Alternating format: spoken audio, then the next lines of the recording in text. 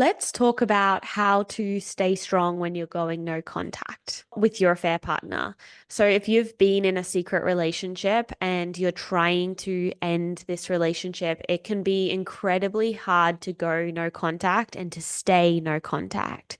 So, first of all, what I want to touch on is well, let me just quickly touch on the obvious one. You really need to make sure that you have a support system because if you don't, you're going to just fall into the love, the connection you have with him, and you won't be able to uphold your boundaries the same way if you don't have people that know what you're going through. You're so much stronger with other people. The next one is what happens in these situations is if you don't set a clear boundary of we're not communicating and properly following through with that, then what happens is the doorway will open. And if you engage in uh his like potentially your affair partner reaches out and you engage with that, then immediately lines are blurred. Or you may be the one that reaches out to him. Let's first cover who's reaching out first. If you're the one reaching out, then what I would suggest in these moments is first, before reaching out to him, reach out to someone else and say, oh my God, I'm having an overwhelming need to reach out to him. What happens in these situations is I often check in with people that are going through this, and there can be some sort of stress that goes on either right in that moment or during that day or some sort of stress, and they're looking towards their affair partner to heal that stress. Now, it may have been a thought that triggered it, like, what is he thinking about XYZ? Or it may have been the way that your boss looked at you that day, or it may have been that you handed in something. Can you feel like you did a bad job on it? Or whatever it is, but something could have happened where you feel a little bit more sensitive. And then that sensitivity, in order to bridge the gap between the sensitivity, you think, okay, I just want to reach out to him. I want that comfort. And so if you're feeling that, I highly recommend having and think about this before it happens. But who am I going to reach out to when I'm feeling an overwhelming urge to reach out to him? Now, I would also recommend that you actually have a proper conversation, phone call with a friend about what is going on so you feel a sense of connection. Because if you're just texting someone, you're still alone in this, and then you're still probably going to want to reach out to your affair partner. This alone thing is really significant. You need to bridge the gap with no longer feeling so damn alone in this. And now it's not necessarily going to be very easy to do so. And this takes time and this takes healing of creating strong foundation of connections in your life. However, do what you can right now to bridge the gap of aloneness, whether it's opening up to someone that you feel can hold you in what you're going through. If you don't, then I also have a support community of women that are in affair relationships. And you can connect with them and reach out to them. But I highly recommend actually having a phone call or going out for a coffee with someone or having some form of connection so that this is met. Now, it needs to be deep connection because if you're just going to go connect with someone where there is a shallow level of depth, then it can actually enhance your hunger to want to go reach out to your affair partner.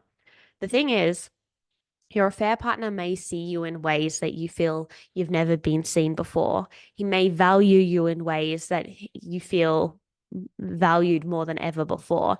And while you're going through a breakup, he may even value you so much more because he's just wanting to stay connected.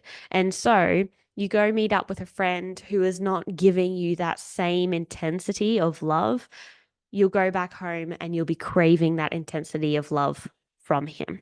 So build connections, make sure that you're getting it met. It may not be met at the same strength as your affair partner, but make sure you're getting it met somehow. The next is if he reaches out to you. If he reaches out to you, firstly, I really highly recommend deleting or getting rid of any possible ways that he can, I'm going to say, touch you, impact you. He will come across your, for lack of a better words, like he will come into your world, whether it is through social media, through pictures that are with friends that you know that he's going to be in, or whether it is songs that you played and it reminds you of him somehow, or maybe it's he has clothes at your house, get rid of. And if you're not ready to necessarily get rid of all of these things, put them away out of your conscious mind so that you're allowing yourself to fully have the space to heal. With that, if you do have the strength to block him, you can tell him even that you're going to do that to give yourself the healing that you need, but do what you can to really create space. You may not be one to block and set these significant boundaries. However, at the moment, things aren't working. You keep going back to him. It's really time to set clear, what feels like very rigid and unfamiliar, like it's not like your personality, to set such rigid boundaries. However, if we don't do it now, then you're going to stay in this cycle for a long time.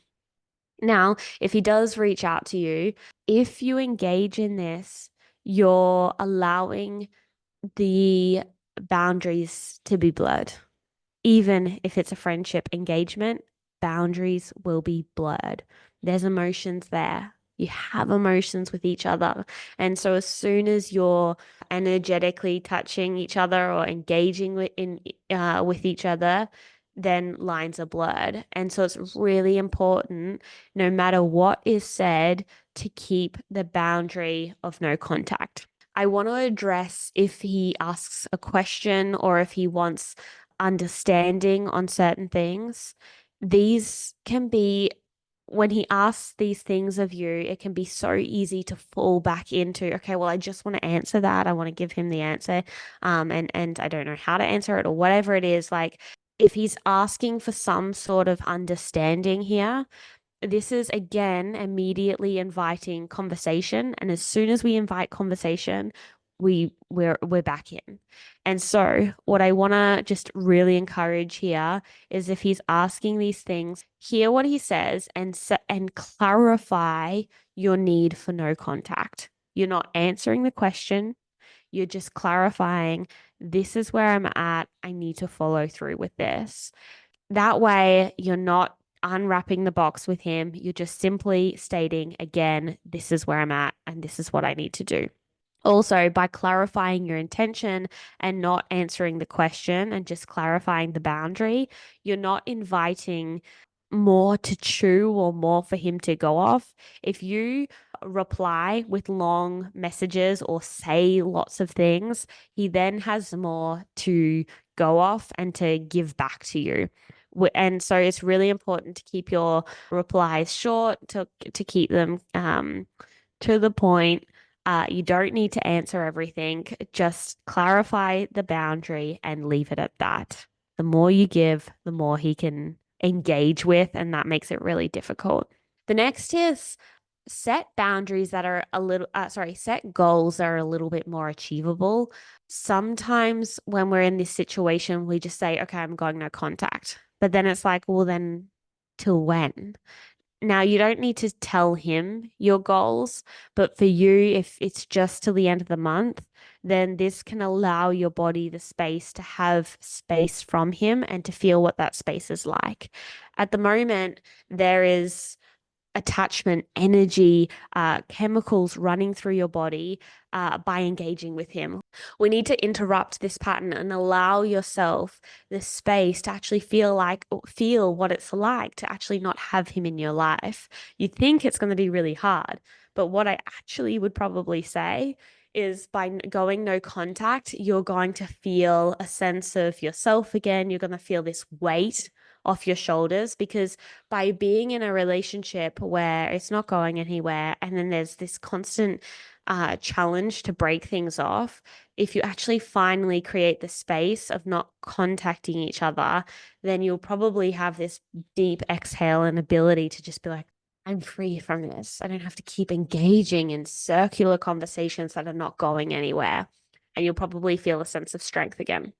So I want to leave it at that. I just want to really highlight the importance of having people to lean on while you're going through this, where you can be fully vulnerable. Because if you can't be fully vulnerable, then you're going to want to lean back towards your affair partner because he knows what you're going through. And so you'll be vulnerable with him, but he's not the person you need to be vulnerable with while trying to end things and stay no contact.